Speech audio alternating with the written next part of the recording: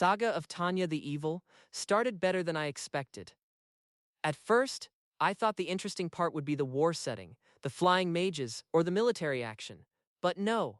The real hook is Tanya. She is not the usual anime protagonist who is kind, emotional, or easy to support. Tanya feels cold, practical, selfish, sometimes even scary. That is exactly what made her interesting to me, because we are watching a protagonist who almost has villain qualities, and the entire story is built around her perspective. And then the anime reveals the reincarnation setup. Tanya was originally a salaryman, a person who believed rules, logic, and efficiency are enough to survive in life. Before his reincarnation, there is a moment where he rejects the idea of God during his encounter with Being X. In that conversation, Being X tries to make him acknowledge the existence of God and accept faith, but he refuses. He believes everything can be explained through logic and rational thinking. Because of that stubborn denial, Being X reincarnates him into a harsh world as punishment, hoping that suffering will finally force him to believe. But the funny thing is, even after all that, Tanya still refuses to accept God. She does not become humble. She does not change her mindset. She does not suddenly start praying with faith. Instead, she treats Being X like an enemy. That is the best idea in this season for me. Tanya versus Being X. One side wants belief. The other side wants logic. One side pushes her into danger. The other side keeps trying to escape danger through planning. That conflict is easily the most interesting part of the anime. And every time Tanya thinks she found a safe route, the world throws her back into the battlefield. She tries to avoid the front lines by joining the military university, and somehow that makes things even worse for her. It feels less like irony and more like Being X deliberately pushing her back into danger. I also liked how Tanya is written as a gray character. The title makes her sound like a complete devil, but I did not feel she was purely evil.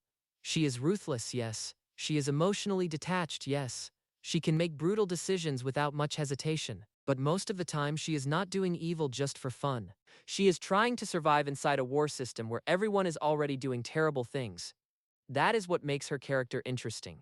She is not standing outside the system as a monster. She fits into the system too perfectly. But after the strong start, the season slowly became less interesting for me.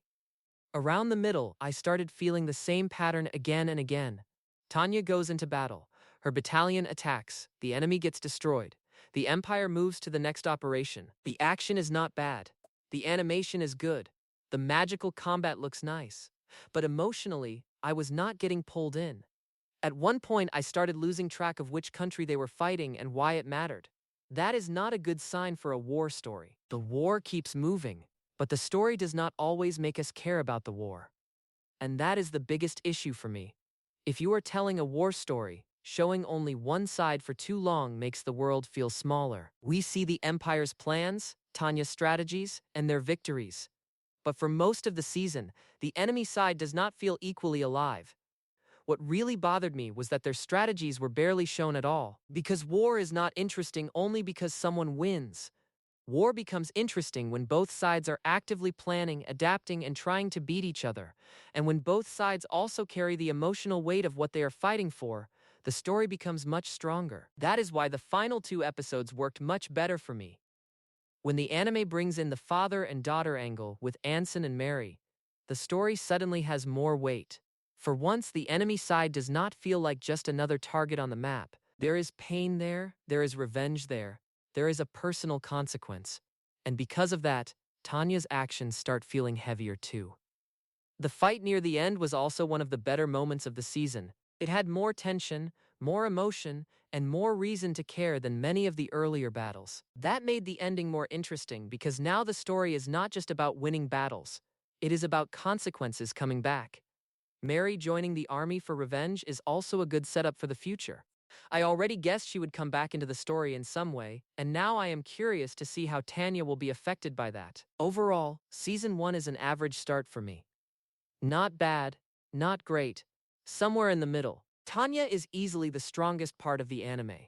Her mindset, her conflict with Being X, and her gray personality are the main reasons to watch it. The anime has a strong central idea, but the story around that idea is not always equally strong. So should you watch Saga of Tanya the Evil? It is not a must-watch for me. You can give it a try if you have plenty of time, but it has enough interesting ideas to continue. Let's see whether Tanya's story becomes stronger from here. Thank you for watching. Until next time, take care.